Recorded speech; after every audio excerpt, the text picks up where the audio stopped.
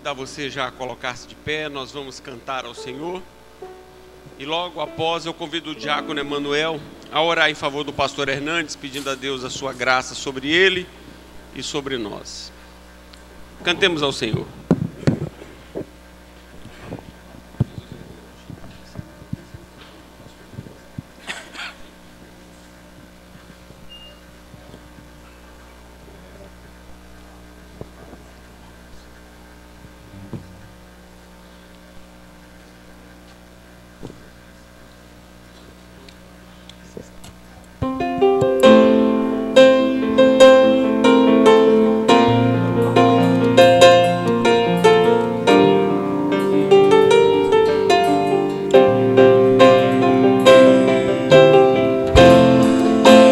Mais que a sombra, Ele é a substância.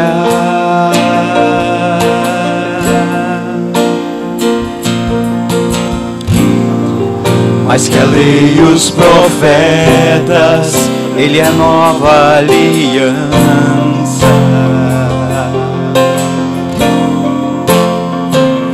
Ele é o resplendor da glória de Deus,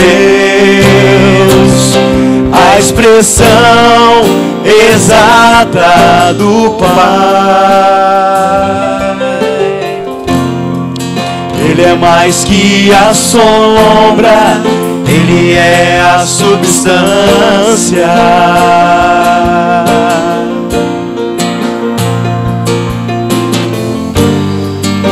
Que a lei e os profetas, Ele é a nova aliança.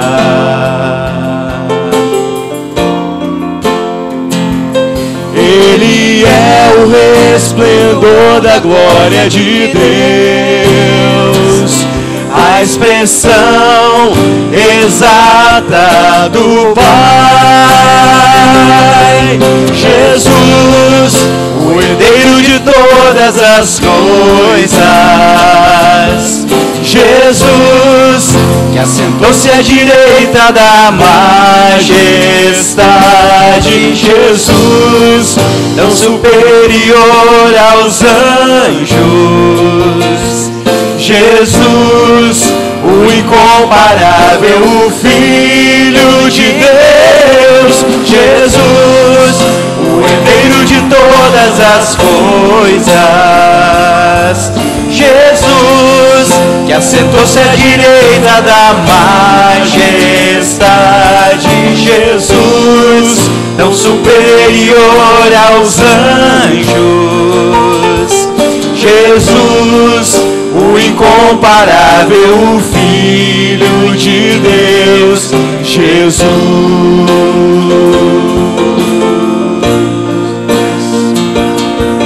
Jesus,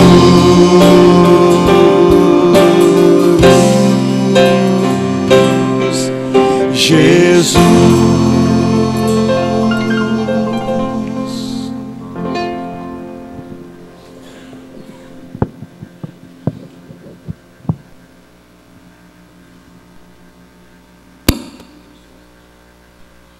Oremos, irmãos. Deus Santo, Pai de amor e eterna bondade, nós lhe tributamos, Senhor, toda a honra e toda a glória que a Ti é devida, ó Pai. Te pedimos nesse instante, Senhor, que o Senhor seja propício a nós, nos trazendo, Senhor, esclarecimento da Tua bendita e preciosa palavra. Sabemos que o Senhor já iluminou, trabalhando a mente dos Teus servos, Senhor, para, durante o estudo, trazer a Tua mensagem aos nossos corações.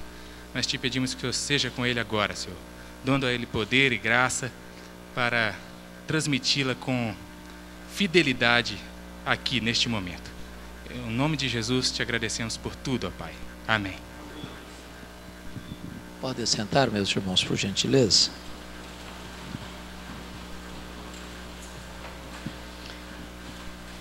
Abra sua Bíblia comigo no livro de Apocalipse, capítulo 1. Apocalipse, capítulo 1.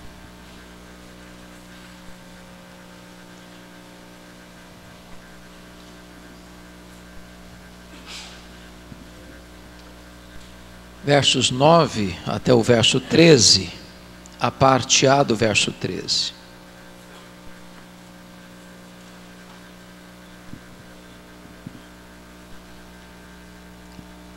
O apóstolo João escreve este livro, e aqui ele dá o seu testemunho. Eu, João, irmão vosso, e companheiro na tribulação, no reino e na perseverança. Em Jesus achei-me na ilha chamada Pátimos, por causa da palavra de Deus e do testemunho de Jesus. Achei-me espírito no dia do Senhor, e ouvi por detrás de mim grande voz, como de trombeta, dizendo: o que vês, escreve em livro, e manda às 7 igrejas: Éfeso, Esmirna, Pérgamo, Tiatira, Sardes, Filadélfia e Laodiceia.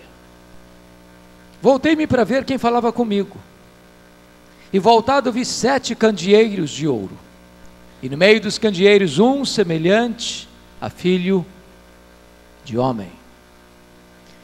Vá comigo, por favor, para o capítulo 3, versos 14 a 22. Ao anjo da igreja em Laodiceia escreve: estas coisas diz o Amém, a testemunha fiel e verdadeira, o princípio da criação de Deus. Conheça as tuas obras, que nem és frio nem quente. Quem dera fosses frio ou quente. Assim, porque és morno, nem és quente nem frio, estou a ponto de vomitar-te da minha boca. Pois dizes: estou rico e abastado, e não preciso de coisa alguma, e nem sabes que tu és infeliz. Sim, miserável, pobre, cego e nu.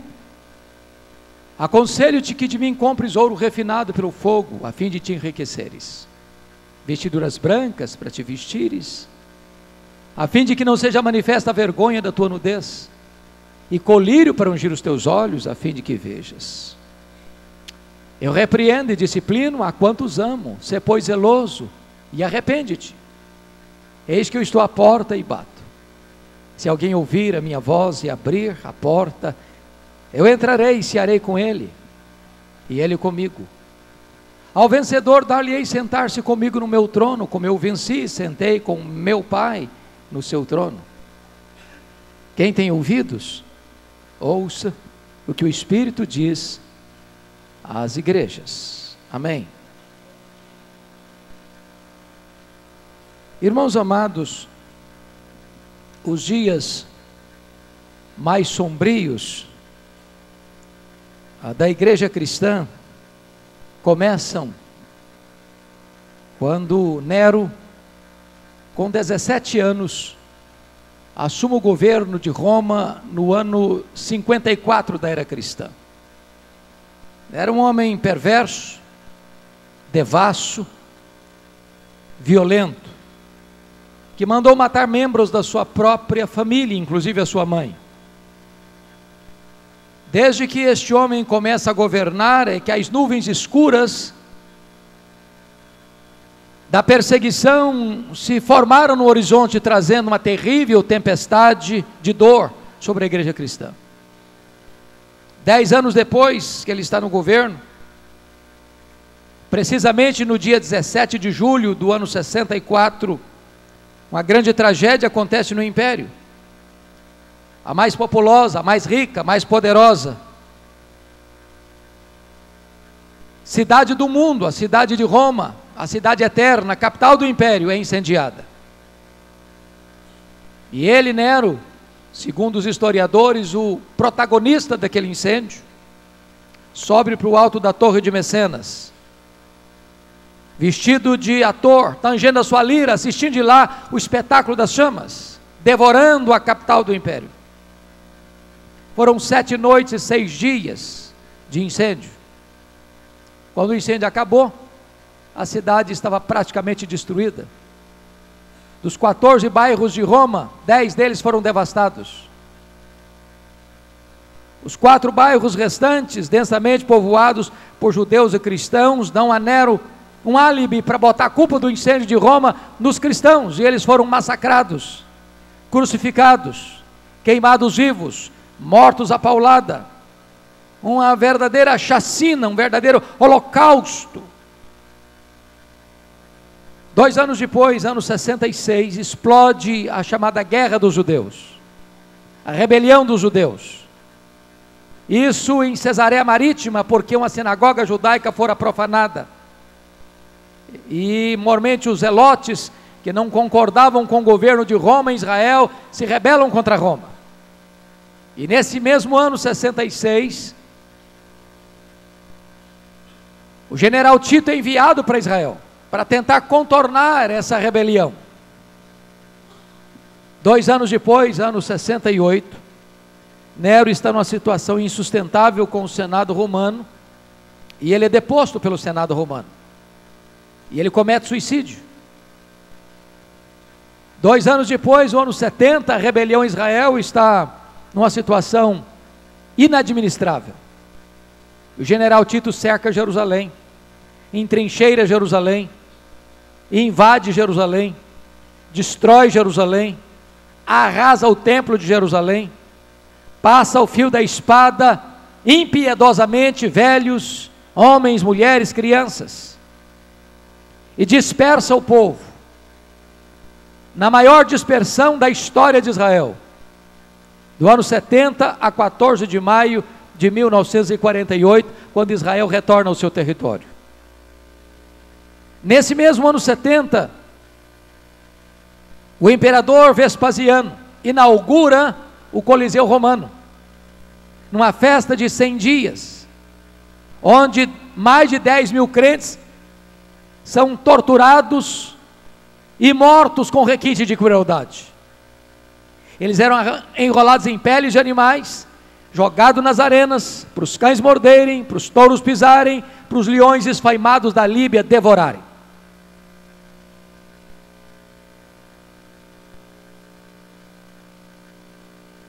Ano 81, assume o governo de Roma, Domiciano. Roma já tinha tido outros imperadores, como César Augusto, como Tibério César, como Calígula, como Cláudio, como Nero, como Vespasiano, como Tito Flávio, mas agora em 81 assume o governo Domiciano, e esse homem é considerado o segundo Nero, por causa da crueldade com que ele persegue os cristãos.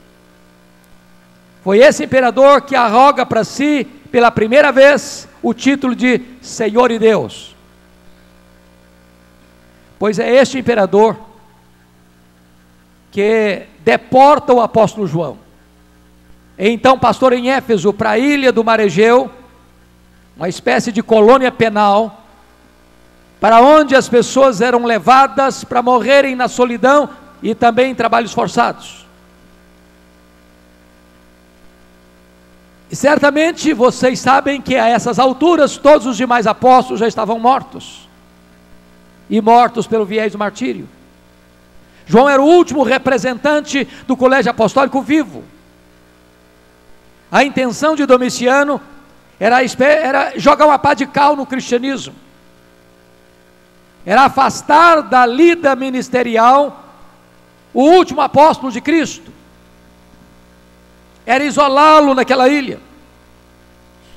Mas o que eu acho magnífico é que quando todas as portas se fecham para João na terra, está escrito que Deus abriu-lhe uma porta no céu, e disse para ele: sobe para aqui, e eu te mostrarei, não as coisas que talvez aconteçam, não as coisas que podem acontecer, eu te mostrarei as coisas que devem acontecer. Isso é glorioso, porque isso mostra que o nosso glorioso Redentor está no trono. Ele tem o livro da história em suas mãos, as rédeas estão nas suas mãos, e quem dirige a história é o nosso glorioso Redentor. É curioso que João, ao escrever, ele não disse que ele foi para a ilha de Patmos por uma perseguição política, ele não foi para a ilha de Patmos por causa das mãos de Nero, nem porque o Domiciano era chamado de Nero redivivo, mas ele diz que ele estava na ilha de Patmos por causa da palavra de Deus e do testemunho do Senhor Jesus Cristo. Quando os homens tramam contra a igreja e perseguem a igreja e massacram a igreja, isso não tira o controle soberano de Deus na história.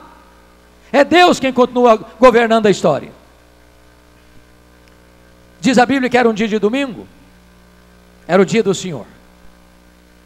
E João está aqui em espírito, quando ele escuta atrás dele uma grande voz, como de trombeta, dizendo: o que vês escreve em livro e manda às 7 igrejas: Éfeso, Esmirna, Pérgamo, Tiatira, Sardes, Filadélfia e Laodiceia. Diz a Bíblia que quando João se volta para ver quem falava com ele, ele não vê quem falava com ele. Ele vê 7 candeeiros, 7 luzeiros, e no meio dos candeeiros um semelhante a filho de homem. Isso também é glorioso, porque o mundo só pode ver Jesus na igreja e através da igreja. Mas o Cristo que João vê não é o Cristo suando sangue do Getsêmani. O Cristo que João vê não é mais o Cristo na sua humilhação, no seu estado de humilhação. O Cristo que João vê não é o Cristo cuspido e esbordoado lá do sinédrio judaico. O Cristo que João vê não é o Cristo espancado e ultrajado do pretório romano. O Cristo que João vê não é aquele que caminha exangue e trôpego pelas apinhadas ruas de Jerusalém, sob os apupos e vaias de uma multidão ensandecida. O Cristo que João vê não é o Cristo esticado naquele leito vertical da morte, expulso da terra e abandonado pelos céus. O Cristo que João vê é o Cristo da glória, é o Cristo vencedor. Seus cabelos não estão mais cheios de sangue, mas são brancos como a neve. Seus olhos não estão mais empapuçados de sangue, mas são como chamas de fogo. As suas mãos não estão mais esmagadas pelos cravos, mas sustentam a igreja. Os seus pés não estão mais presos ao lenho, mas são como bronze polido. A sua voz não está mais embargada pela sede, mas é voz como de muitas águas. A sua boca não está mais presa, a sua boca dela sai uma espada afiada de 2 gumes. O seu rosto não está mais desfigurado, mas brilha como o sol no seu fulgor. Diz a Bíblia que quando João vê esta cena do Cristo da glória, ele cai como morto aos seus pés. E o Cristo da glória, o Cristo vencedor, o Cristo glorificado, põe a mão direita sobre ele e diz: não temas, João. Não temas, João. Eu sou o primeiro e o último.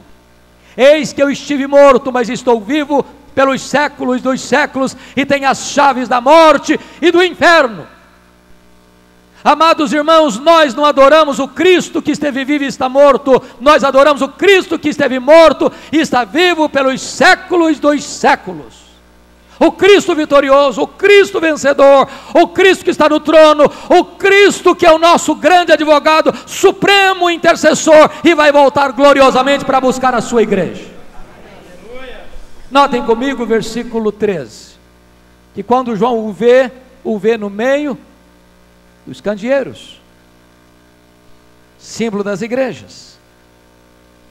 E para mim esta é uma das figuras mais doces e benditas, porque quando nós nos reunimos, como estamos hoje, o que diferencia este ajuntamento de outros, é que nós temos a compreensão absoluta e clara de que o Cristo, bendito e amado, está em nosso meio.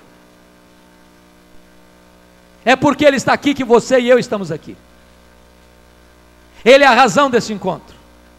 Esta conferência foi preparada para pensar nele, para refletir sobre ele, para dar toda a glória a ele.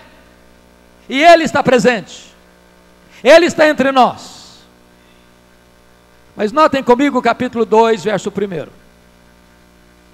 Aí diz que ele está andando no meio dos candeeiros.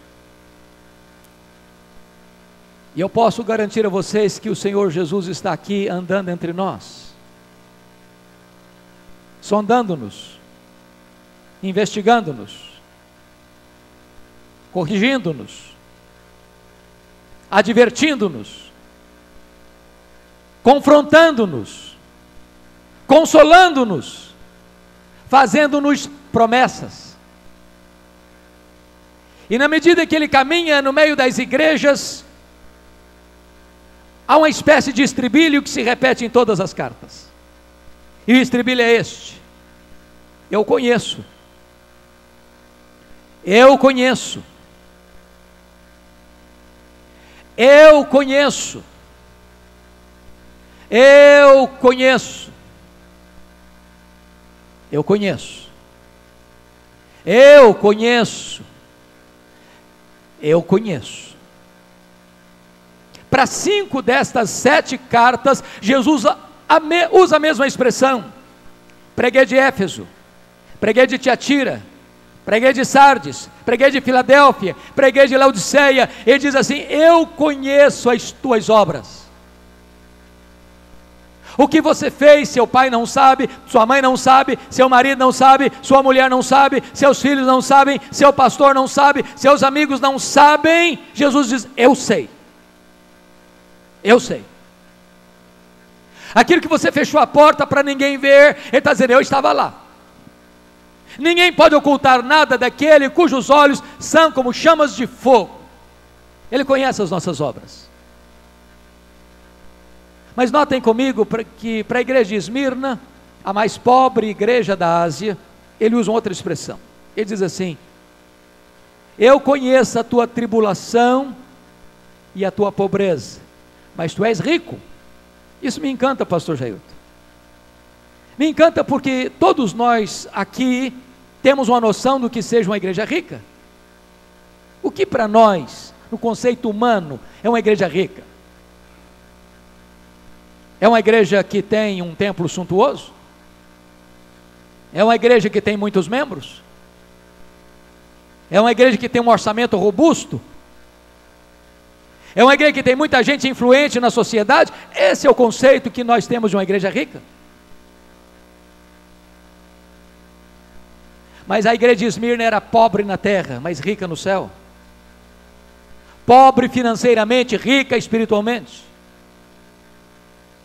Pobre aos olhos dos homens, rica aos olhos de Deus. E é curioso que a igreja que era mais rica na Ásia, e que disse: eu sou rica, sou abastada, não preciso de nada. E Jesus olha para essa mesma igreja e faz um outro diagnóstico e diz: você é pobre, você é miserável. Ô irmãos, nós precisamos aprender isso, que a avaliação de Deus pode ser diferente da nossa. Tem muita igreja muito poderosa financeiramente, e Jesus está olhando e você é miserável. E tem igreja como uma tapera de chão batido, de crentes descalços, e Jesus olha e diz: você é rica.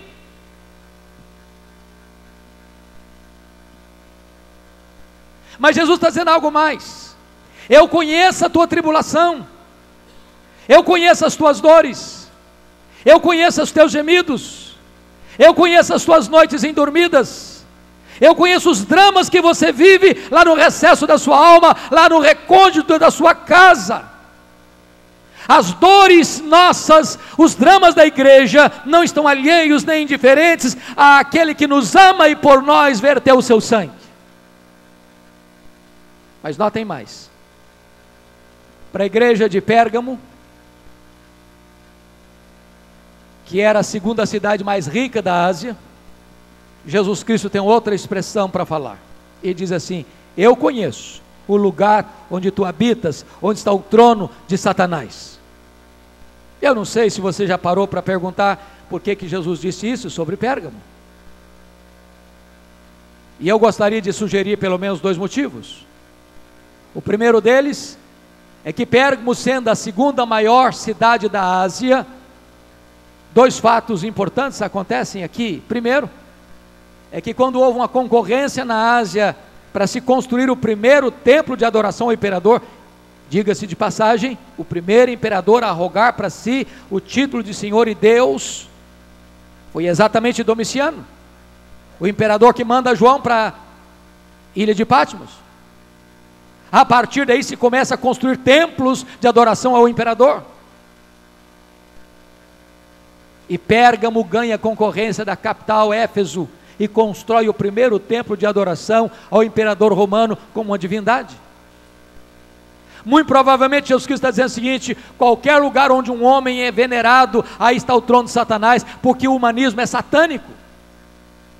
Toda a glória dada ao homem é vanglória, é glória vazia, é idolatria, é abominação para Deus, porque Deus não divide a sua glória com ninguém. Mas muito provavelmente a segunda razão é porque Pérgamo hospedava o culto de Esculápio, o chamado Deus da cura. Havia um templo dedicado a Esculápio. Caravanas do mundo inteiro vinham a Pérgamo para buscarem cura nessa divindade pagã, que era representada por uma serpente. É por isso que até hoje, quando você vai ao seu médico, você vai ver uma serpente bordada no jaleco branco do seu médico. Isso vem de Pérgamo, isso vem de Esculápio, isso vem do chamado Deus da cura.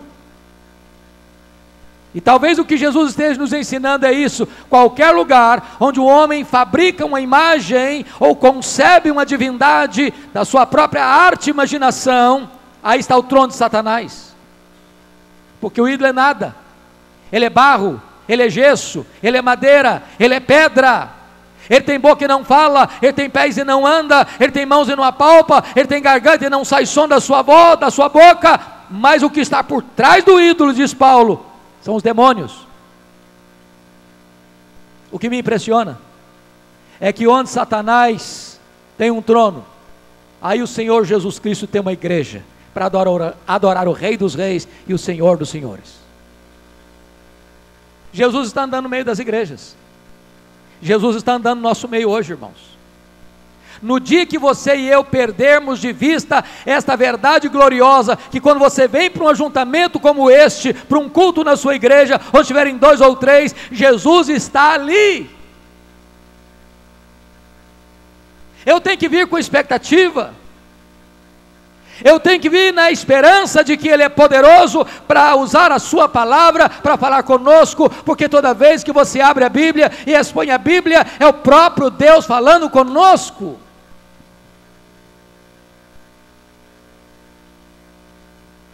E quando Jesus começa a andar no meio das igrejas, Ele tem elogios a fazer, Ele tem censuras a fazer.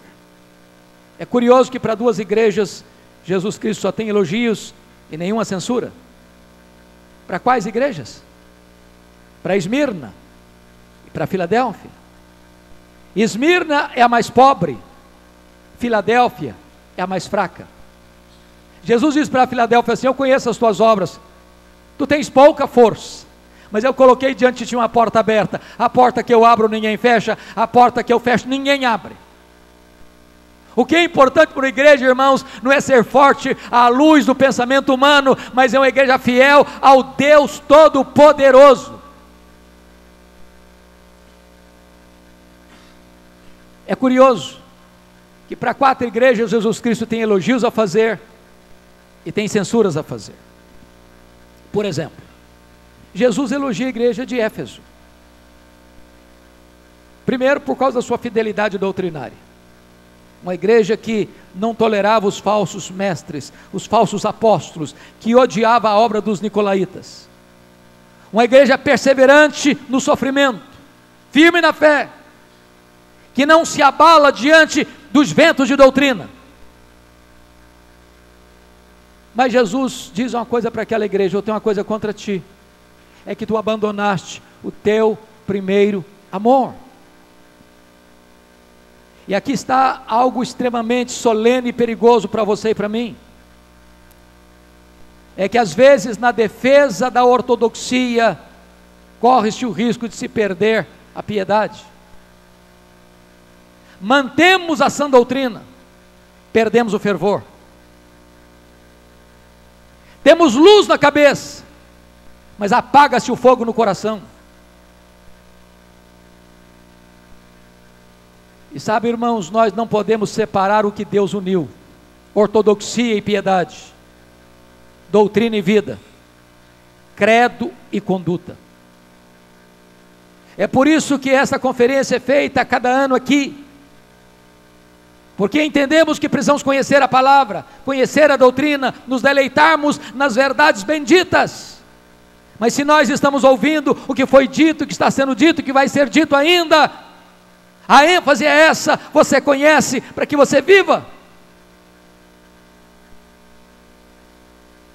O fogo não pode apagar no nosso coração.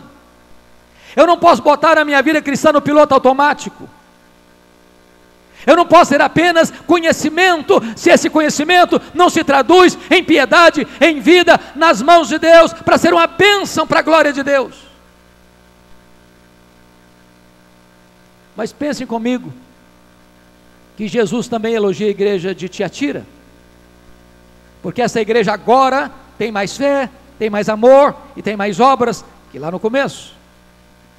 Mas Jesus diz uma coisa para essa igreja: eu tenho uma coisa contra ti, é que tu toleras essa falsa profetisa Jezabel.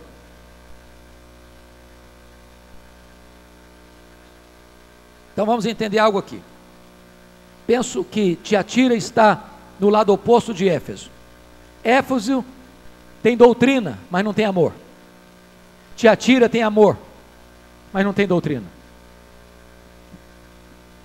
As pessoas gostam dos extremos, não? Eu poderia ser a igreja mais amorosa de Vitória, mais acolhedora, a igreja que transborda de sentimentos nobres.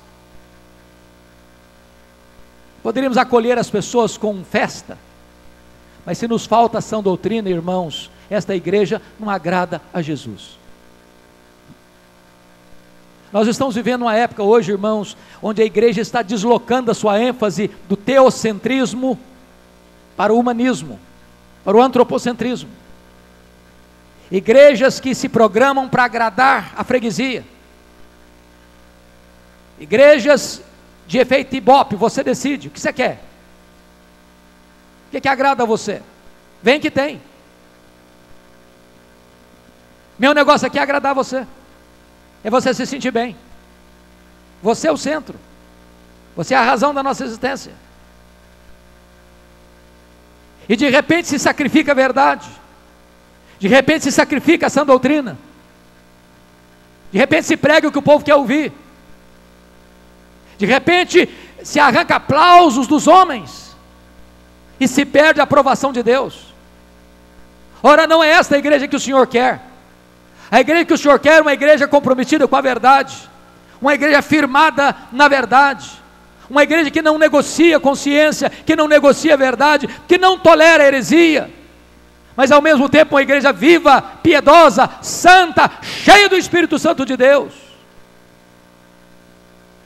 Confiram comigo, irmãos, o que Jesus disse para a igreja de Pérgamo.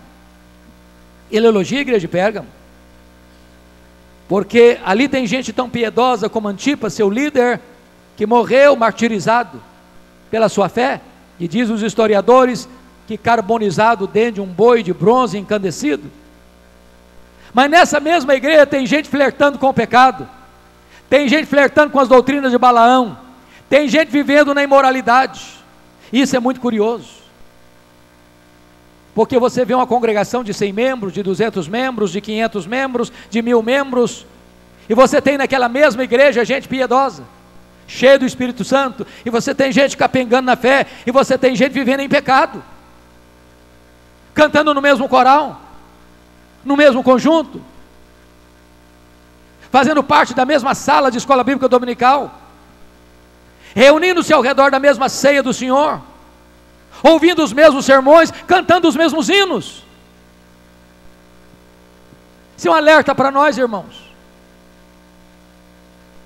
Mas notem comigo que Jesus se dirige à igreja de Sardes, e aquela igreja tem um nome na cidade, uma igreja viva. Talvez hoje mudássemos esse título para igreja avivada. A pessoa que entrasse lá, a olhar epidermicamente, superficialmente, diz: olha que igreja viva, olha como é que ela canta, olha como ela se emociona, olha como as pessoas choram, olha como o culto é empolgante.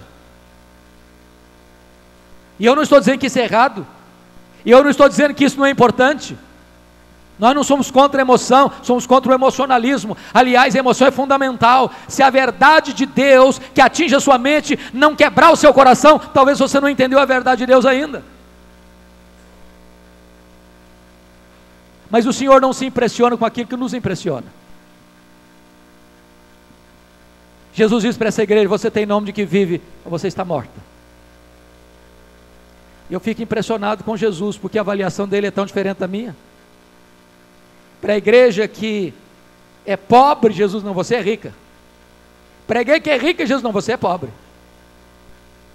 Para a igreja que diz: eu estou viva, Jesus: não, você está morta. Para a igreja que é fraca, Jesus: não, eu coloquei diante de você uma porta aberta. Então deixa eu dizer algo para você. O que é importante não é o que as pessoas dizem a seu respeito. O que é importante não é o que você pensa a seu respeito. O que é importante é o que Jesus diz a seu respeito. Ele não tem uma opinião da igreja, ele tem um diagnóstico. Eu conheço.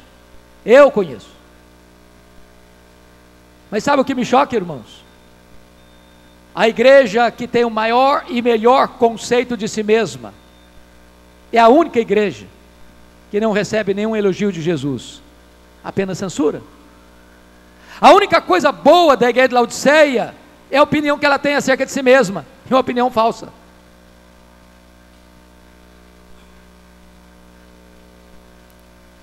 Então eu gostaria que você caminhasse comigo lá para Apocalipse 3, 14 a 22. Há 3 verdades aí que eu gostaria de enfatizar. Primeiro, um diagnóstico. Segundo, um apelo. Terceiro, uma promessa. Eu não sei se você já perguntou por que Jesus usa as figuras que usa nessa carta. Por exemplo, morno, frio, quente, ouro puro, vestes brancas, colírio. Será que foi casualmente? Por acaso? Ou Jesus usou essas figuras propositadamente? E é muito importante você entender algo aqui. Jesus é o supremo pastor da igreja, ele está nos ensinando. Quando você está numa cidade, seja ela pequena ou grande, seja ela rica ou pobre, e você está lá, entenda uma coisa: você precisa amar essa cidade, você precisa conhecer essa cidade, a cultura da cidade, a indústria da cidade, o comércio da cidade, a história da cidade, o pano de fundo da cidade. O problema, irmãos, é que em vez da igreja influenciar Laodiceia, Laodiceia influenciava a igreja. Em vez da igreja impactar a cidade, era a cidade que estava adentrando para dentro da igreja. Por que Jesus usa essas figuras? Primeiro vamos entender a figura do quente, morno e frio.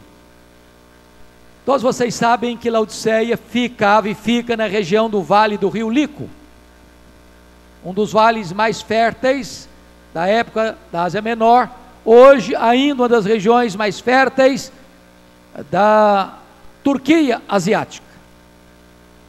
Nessa região ficava uma região metropolitana, 3 cidades: Laodiceia, Hierápolis e Colossos. A região era tão próxima que era 9 quilômetros de uma cidade para outra. Quando Paulo escreve a sua carta aos Colossenses, por ser uma região metropolitana, ele ordena que a carta fosse lida também na igreja de Hierápolis e na igreja de Colossos e na igreja de Laodiceia. Se você for a Laodiceia hoje, se você for a Hierápolis hoje, você vai encontrar lá o chamado Castelo de Algodão. É uma montanha de rochas brancas, de onde brotam águas termais, quentes. E nessa montanha, você vai ver cascatas sendo formadas, piscinas com águas quentes, e pessoas vinham e vêm até hoje para tomar banhos terapêuticos ali na cidade de Hierápolis. Quando você vai para o outro lado do Lico, você tem Colossos. E lá também tem fontes de águas, não quentes, mas frias, geladas, também terapêuticas. Pessoas vinham e vêm para tomar banhos frios, que são favoráveis à saúde. Mas Laodiceia era a maior cidade, não tinha fontes nem de águas quentes, nem de águas frias. As águas que chegavam naquela época vinham por meio de aquedutos, e chegavam na cidade mornas, tépidas, impróprias para beber, impróprias para o uso terapêutico. Pois Jesus Cristo pega esse gancho e diz o seguinte: quem dera você fosse quente como as águas de Herápolis, quem dera você fosse fria como as águas de Colossos, mas porque você é morna como as águas que chegam na cidade de Laodiceia, eu estou a ponto de vomitar-te da minha boca.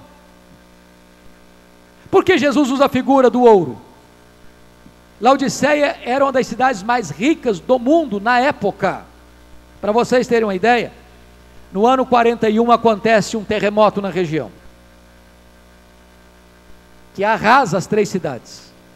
Colossos e Herápolis nunca foram plenamente recuperadas. Laodiceia reconstruiu-se, sem precisar pedir ajuda do governo federal, na época, Império Romano, diga-se de passagem. Os endinheirados, os banqueiros da cidade, reconstruíram a cidade. Ela tinha orgulho da sua riqueza, e Jesus diz o seguinte: você se orgulha do ouro que você tem, pois espiritualmente você está pobre. Por que as vestes brancas? Porque Laodiceia era o maior centro têxtil do mundo antigo. A lã negra era mundialmente conhecida e famosa, produzida em Laodiceia. Jesus está dizendo: vocês se orgulham das suas fábricas de roupas, pois espiritualmente vocês estão nus. Por que o colírio? Porque Laodiceia era o maior centro oftalmológico da Ásia Menor. Ali se produzia um remédio quase milagroso, o pó frígio. E Jesus está dizendo para que vocês se orgulhem das suas clínicas de tratamento de olhos, mas espiritualmente vocês estão cegos. O que Jesus está fazendo? Um diagnóstico. Jesus está andando hoje aqui, irmãos, e Ele está fazendo um diagnóstico da sua, da minha e da nossa vida. Mas o que me impressiona profundamente nessa carta, irmãos, e eu confesso a vocês que eu fico perplexo até, é que Jesus não encontra nada para elogiar nessa igreja. Mas Ele não denuncia nessa igreja o que denunciou nas outras. Por exemplo, você não encontra nenhuma denúncia de Jesus de problemas doutrinários nessa igreja. Não tem falsos mestres, não tem falsos profetas, não tem falsos apóstolos, não tem doutrina de Balaão, não tem doutrina de Jezabel, não tem doutrina de Nicolaítas, não tem risco doutrinário ameaçando a igreja. Pelo menos Jesus não fala nada disso. E aqui me deixa um sentimento preocupante, porque talvez uma igreja, mesmo sendo uma igreja ortodoxa, ela possa estar provocando náuseas no Filho de Deus. Agora notem mais, não há nenhuma denúncia de Jesus nessa igreja de problemas morais. Havia problemas morais em Pérgamo, em Tiatira, em Sardes. Não consta aqui escândalos nessa igreja, prostituição nessa igreja, imoralidade nessa igreja. Diríamos hoje que a igreja de Laodiceia é uma igreja ortodoxa e uma igreja ética. A liderança da igreja não precisava se reunir para disciplinar nenhum membro. E não obstante isso, Jesus está dizendo: estou a ponto de vomitar-te da minha boca. Se você ler as cartas, você não verá nenhuma presença de problemas financeiros. A igreja de Esmirna era pobre, a igreja de Laodiceia era fraca, essa igreja é rica. Os teólogos da prosperidade não fariam sucesso lá, todo mundo já era rico. Ser membro dessa igreja era fazer parte da classe média alta do império, dava status. E não obstante essa igreja ser economicamente muito estável, ela está provocando náuseas no Filho de Deus. Leia as cartas e você não verá nenhum sinal de perseguição nessa igreja. Tem perseguição política em Pérgamo, tem perseguição religiosa em Éfeso. Essa igreja tem paz. Eu posso até garantir a você uma coisa: se nós morássemos lá naquela região no primeiro século e tivéssemos que nos escolher uma igreja para você frequentar com a sua família, você e eu escolheríamos Laodiceia. Era a melhor igreja, melhor conceito.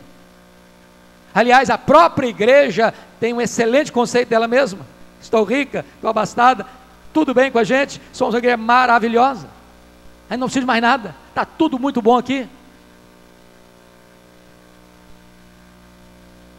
Então a pergunta precisa ser levantada nesta noite, irmãos: se essa igreja era tão boa aos olhos dela mesma e aos olhos da sociedade, o que é que Jesus viu nessa igreja que o fez sofrer tanto? Eu não sei quanto a você, mas para mim, náusea é pior que dor. É um desconforto pleno. E quando você vai ler, a única coisa que Jesus vê nessa igreja que traz desconforto para ele é a falta de fervor espiritual. Falta de fervor espiritual. Irmãos amados, Deus tem me dado a bênção e o privilégio, e eu digo isso com temor e tremor, de pregar hoje em mais de 1.500 igrejas no Brasil, do norte ao sul, do leste ao oeste. E eu posso lhes garantir que já preguei nas igrejas mais ortodoxas e conservadoras desse país. Aquela igreja no culto que você, se uma mosca voar, você escuta todo o som das suas asas ruflando. Já preguei em igreja que você olha para o povo e parece que você está olhando para a parede, você não sabe se o povo está gostando ou não está gostando, se está recebendo ou não está recebendo, que não tem nenhuma reação. Já preguei igreja ultra pentecostais, que você precisa acalmar o coração do povo, porque eles falam amém, glória a Deus e aleluia, na hora mais complicada, mais errada.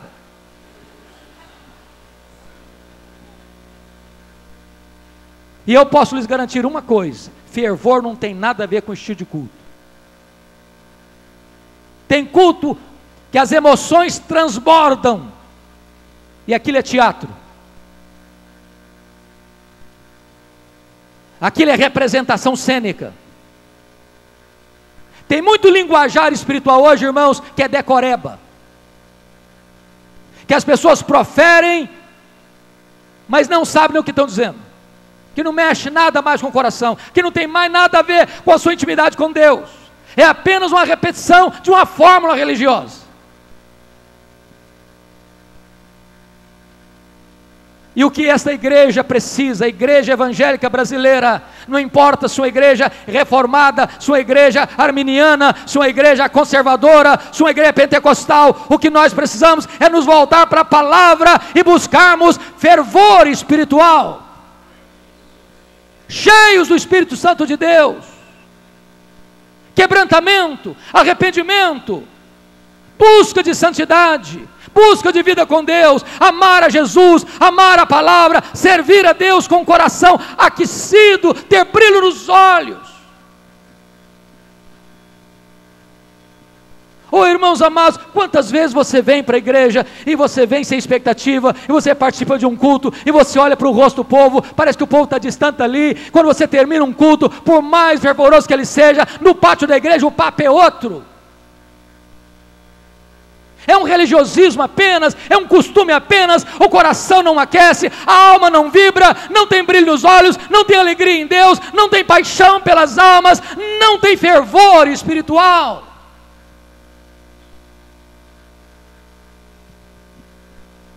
E o Senhor Jesus Cristo está olhando para nós, e Ele está dizendo o seguinte: eu não suporto isso. Estou a ponto de vomitar-te da minha boca, porque você há muito tempo já botou a vida espiritual no piloto automático. Você gosta de você, você gosta do seu culto, você gosta da sua música, você gosta da sua pregação, você gosta do seu ajuntamento solene, mas eu estou longe disso, eu não estou aí, eu não sou o centro disso tudo. Depois que Jesus Cristo faz esse diagnóstico, ele vai fazer um apelo para a igreja. E esse apelo começa no verso 18. E eu me impressiono com Jesus Cristo, que ele diz assim: aconselho-te. Ele é o dono da igreja, ele é o cabeça da igreja, ele é o Senhor da igreja. Ele poderia começar dizendo: eu ordeno-te. Mas ele diz: aconselho-te. E ele se apresenta como um vendedor. Ele tem um produto. O produto é essencial e o preço é de graça. Aconselho-te que de mim compres ouro refinado pelo fogo para te enriqueceres, vestiduras brancas para te vestires, a fim de que não seja manifesta a vergonha da tua nudez, e colírio para ungir os teus olhos, a fim de que vejas. E o que Jesus está nos ensinando aqui? Pense comigo. Irmãos amados, ninguém mais na história da igreja orou mais, buscou mais, experimentou mais avivamento que as igrejas reformadas. É só ler a história para ver isso.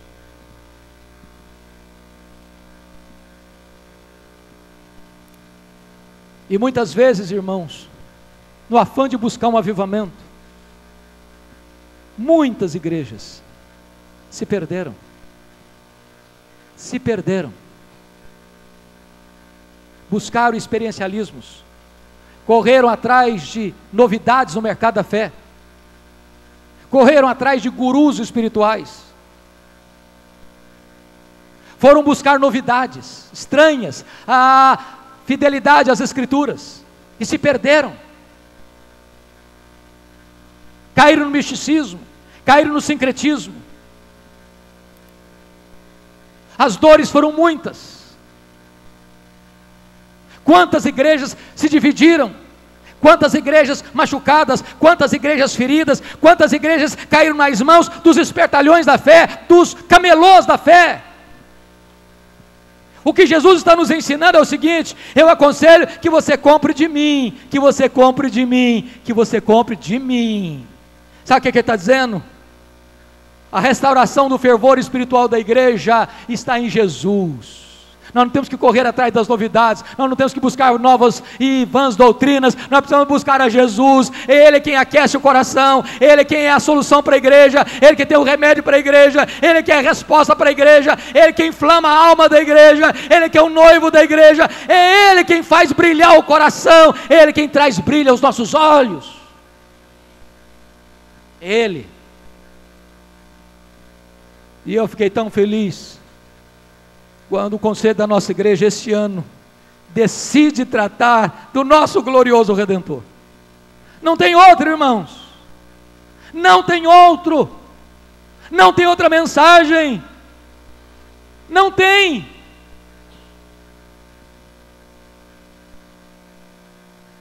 Quando chega no verso 19, o Senhor Jesus Cristo tem uma ordem,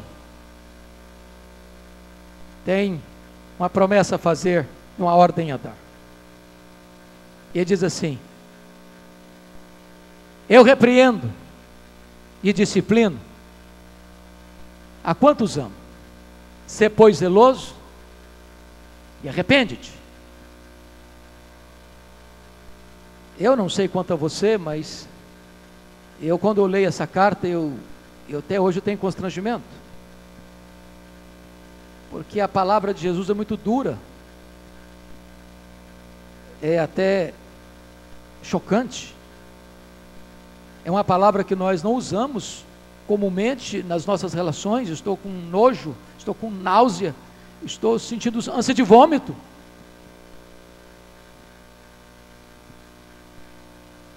Mas por que ele usa palavras tão duras, tão pesadas? E eu não estou olhando pelas lentes do retrovisor, não, eu estou olhando com as lentes do farol alto. Eu estou olhando para dentro de mim e para você nesta noite. Sabem por quê? O Senhor Jesus está dizendo para você e para mim o seguinte: olha, eu não fui para a cruz para produzir um crente apático, morno, sem brilho nos olhos, sem entusiasmo. Eu não ressuscitei derramei o meu espírito sobre você, para você ser desse jeito. Não é isso que é cristianismo, não é isso que é vida cristã, não é isso que eu espero de você, não é isso que eu tenho para você. Eu tenho mais para você, eu tenho a suprema grandeza do meu poder para você, eu tenho a paz que excede todo entendimento para você, eu tenho alegria indizível e cheia de glória para você, eu tenho vida abundante para você. Larga a mão desse cristianismo medíocre.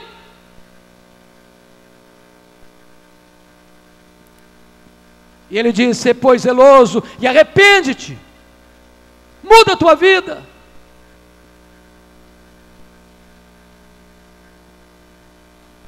Quando chega no verso 20, Jesus Cristo tem uma palavra muito doce, muito meiga. Ele diz assim: "Eis que eu estou à porta e bato. Se alguém ouvir a minha voz e abrir a porta, eu entrarei, cearei com ele e ele comigo." Sabe o que me impressiona aqui? A igreja que está mais feliz com si mesma, consigo mesma, ela vive para ela, com ela, para a glória dela, para o bem dela, para a felicidade dela, mas o Senhor Jesus está do lado de fora. Já pensou nisso?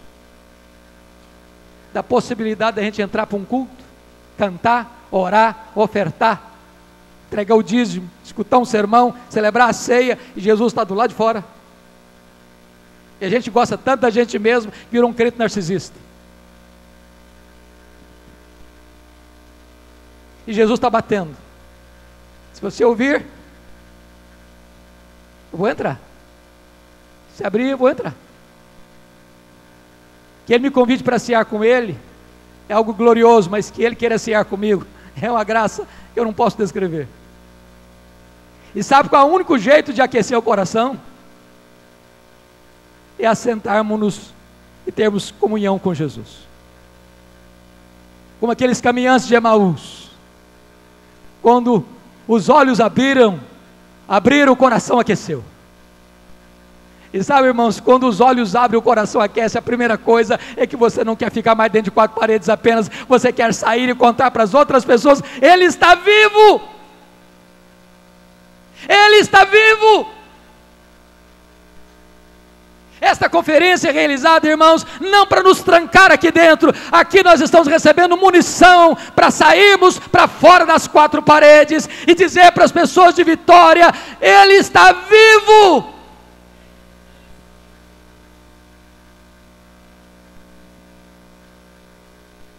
Pois bem, depois que o Senhor Jesus faz o diagnóstico e o apelo, Ele vai fazer promessas. E o verso 14 diz por que Ele tem autoridade e competência para fazer promessas. Estas coisas diz o Amém. A testemunha é fiel e verdadeira. O princípio da criação de Deus. Ele é a última palavra de Deus para nós, irmãos. Eu fico muito triste quando eu vejo o crente buscando novas profecias, novas visões, novas revelações.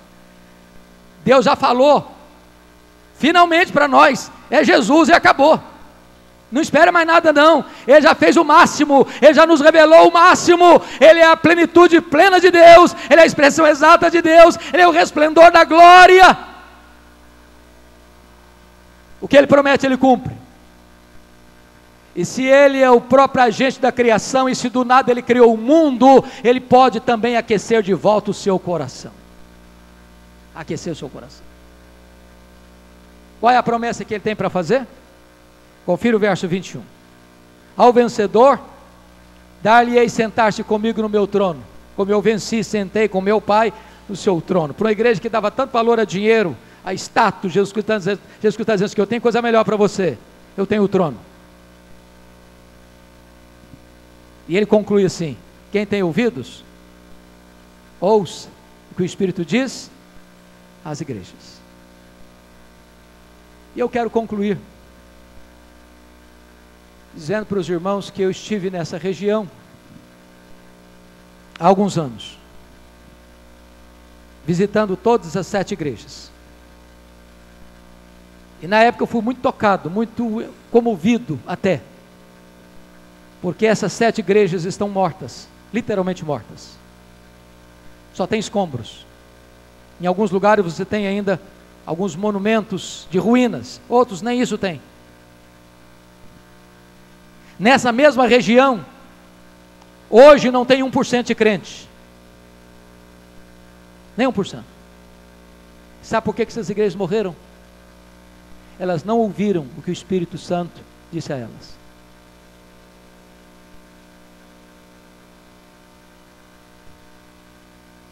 Há pouco tempo nós comemoramos 500 anos de reforma. É uma dor imensa no coração, e você vê o continente europeu hoje vivendo um pós-cristianismo. As igrejas morrendo. Os templos sendo vendidos para se transformar em mesquitas muçulmanas. Templos sendo vendidos para serem transformados em bares e boates. Estive na Holanda, país com boa e importante presença protestante. De 1960 para cá, os templos estão lá, mas o povo não frequenta mais a igreja. De vez em quando, uma palestra social. De vez em quando, uma apresentação musical, mas não tem culto mais. O povo não vai mais para a igreja. Vamos para a Escócia, berço do presbiterianismo, terra de John Knox. Eu tomei um susto quando em Edimburgo, uma das principais igrejas, os principais templos, na praça principal, quando nós entramos, uma torre belíssima, era um bar. Não tem púlpito, não tem banco, é um bar. As pessoas entram lá para beber.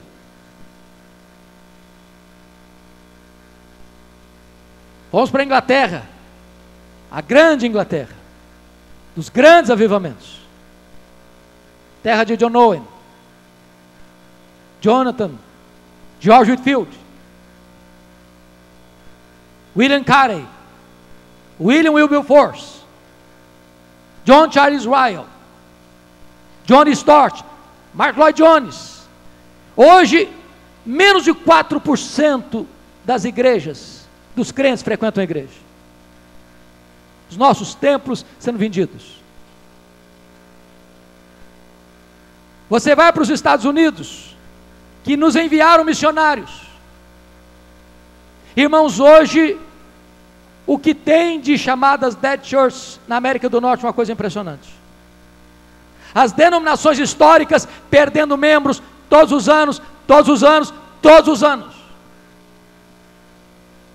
Os seminários que formaram missionários e pastores e teólogos, homens de Deus, hoje tomados de assalto pelos liberais. Não se crê mais na Bíblia, não se crê mais na inerrância das Escrituras. Eu estive em Princeton há pouco tempo, e quando eu fui dar uma olhadinha nos livros que estavam sendo estudados, naquele ano, não tinha nenhum livro de linha ortodoxa, nenhum sequer. As igrejas estão perdendo membros. E aí você pergunta, por quê? E a resposta é, eles não estão ouvindo o que o Espírito Santo diz às igrejas. Agora olha para o Brasil, irmãos. Prestem muito bem atenção. Hoje nós temos denominações históricas que já se renderam ao liberalismo. Denominações, irmãos, que os professores do seminário dizem para os seus alunos, isso aqui não é a palavra de Deus. Aqui no Brasil. Há poucos dias um pastor me ligou chorando e me disse assim, pastor Hernandes, a minha denominação neste ano não batizou um crente por igreja, por ano, em média.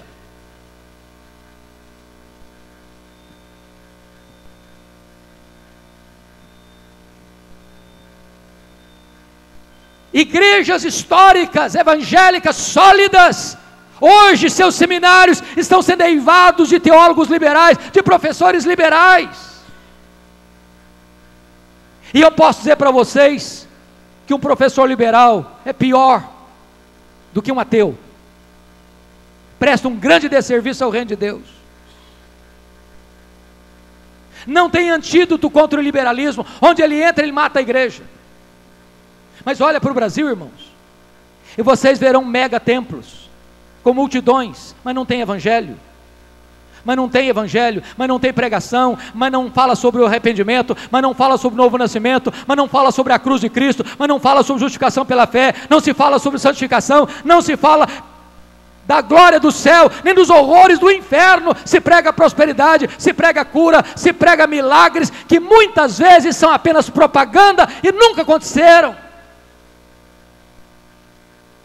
Por outro lado, irmãos, você olha também igrejas que mantêm a ortodoxia, já perderam o fervor, já perderam o entusiasmo, já perderam o brilho dos olhos, o coração não aquece mais.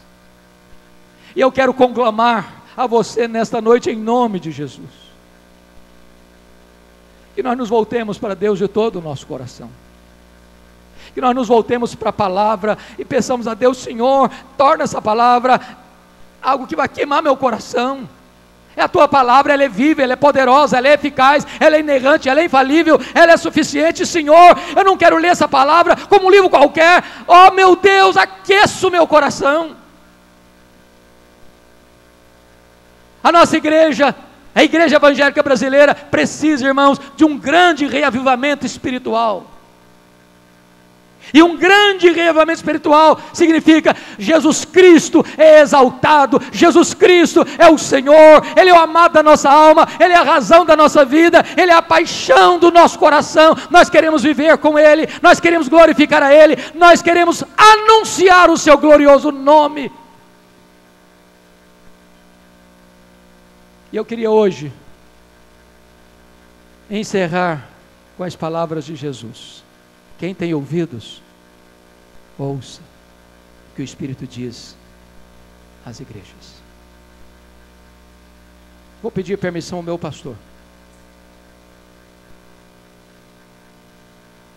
para nós encerrarmos hoje, como Paulo nos orienta quando ele pedia poder para a igreja.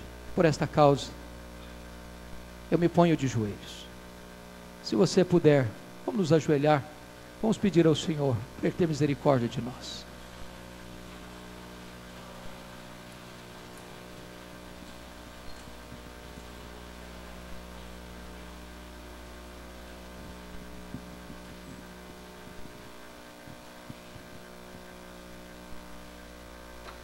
Deus bendito, Deus de toda graça, aqui está o teu povo, Senhor, ovelhas do teu pastoreio, aqueles que tu escolheste e amaste antes da fundação do mundo, aqueles que foram atraídos para ti com cordas de amor, aqueles por quem Cristo verteu o seu sangue na cruz, aqueles que foram justificados pela fé e agora têm paz contigo, aqueles que foram selados com o Espírito Santo da promessa e cujos nomes estão escritos no livro da vida. Aqui nós estamos nesta noite pedindo misericórdia. Nós não queremos viver os dias da nossa vida árido, seco, Senhor. Nós não queremos apenas ouvir falar das maravilhas que já fizeste no passado em tantos lugares. A nossa oração nesta noite é: faz de novo, Senhor, a nossa vida. Que esta verdade queime o nosso coração. Que estas lições sublimes que temos aprendido aqui, sobre a pessoa e a obra do nosso Redentor, inflame a nossa alma. Nos desperte espiritualmente. Levanta-nos, Senhor, restaura-nos, Senhor. Tira as cinzas e sopra sobre nós o sopro do Teu Espírito e inflama a nossa alma, ó Deus. E permita, Pai, que cada pessoa que está aqui nesta casa e aqueles que estão nos assistindo em outros lugares, que possam se levantar e proclamar com toda a alegria e com todo o entusiasmo e com todo o senso de urgência que o nosso Redentor vive e que Ele é o Rei da Glória e que Ele é o único Salvador, Ele é o único Senhor, Ele é o único mediador, Ele é o único que pode perdoar, Ele é o único que pode salvar e Ele é a razão da nossa vida e da nossa esperança. Que seja assim, Senhor, para a glória do Teu nome, em nome de Jesus. Aleluia. Amém. Bendito seja Deus.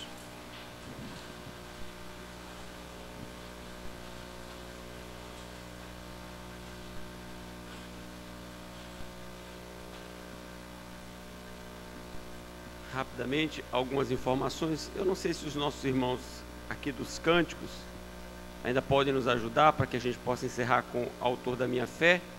Isso não estava combinado. Se a nossa equipe estiver por aqui puder nos ajudar, aí eu gostaria que vocês já se preparassem para que a gente possa cantar. Lembrar aos meus irmãos da avaliação. É muito importante que você devolva a sua avaliação, dando a sua opinião, trazendo suas sugestões. Os nossos diáconos estão à porta para que você possa deixar as suas observações, as suas contribuições no sentido do aperfeiçoamento do nosso encontro da fé reformada. O espaço literário funcionará e eu quero dizer a vocês que nós temos hoje aqui na nossa igreja o lançamento do breve catecismo ilustrado. Então, no pavilhão você pode adquirir para o público infantil o breve catecismo ilustrado. Tenho também um convite muito especial a você. Amanhã, às 9h15, nós teremos o encerramento da nossa conferência, as duas últimas palestras.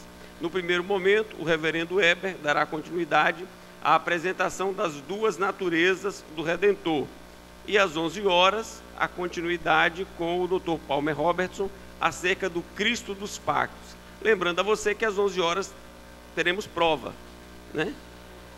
Não vai dormir não, é para estudar, que amanhã ele vai fazer prova. Então 11 horas tem prova, não pode faltar. Você não vai poder fazer segunda chamada. É amanhã mesmo, tem que vir aqui, tá? Então nós queremos deixar esses avisos importantes com a igreja. Já temos o tema para o Encontro da Fé Reformada 2020. Período de 21 a 24 de outubro de 2020.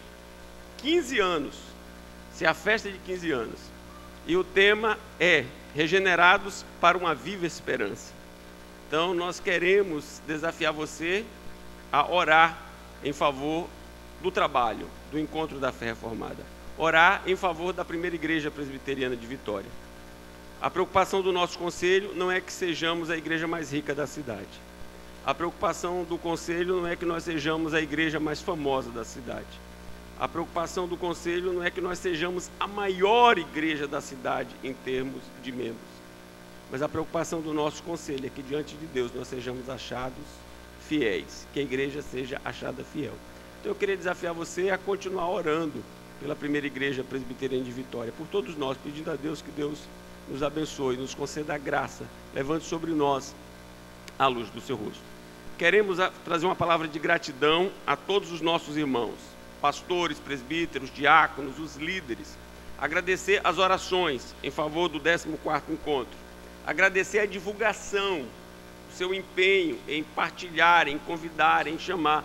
Nós queremos agradecer a sua participação. Estou falando isso aqui hoje, porque amanhã sei que muitos irmãos, por conta das atividades, do trabalho, muitos não estarão conosco aqui amanhã.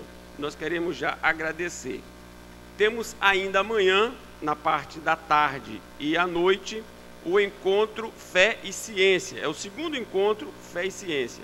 Então nós queremos convidar você. Nós começamos a primeira palestra às 17 horas. Estará conosco o doutor Marcos Eberle, uma das maiores autoridades no país no que diz respeito ao design inteligente. Então eu quero convidar você, desafiar você a participar conosco. Então, a partir das 17 horas, a primeira palestra e à noite com o Já, a segunda palestra.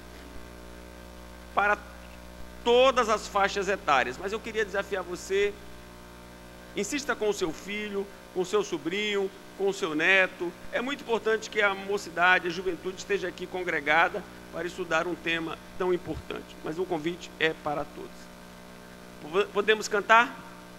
Eu acho que não, eu acho que a turma do som já foi, né? Então você vem para cantar amanhã, tá? Você não pode deixar de cantar. Desejo a você uma boa noite, Deus abençoe, bênção sobre sua vida e sobre a vida de sua família.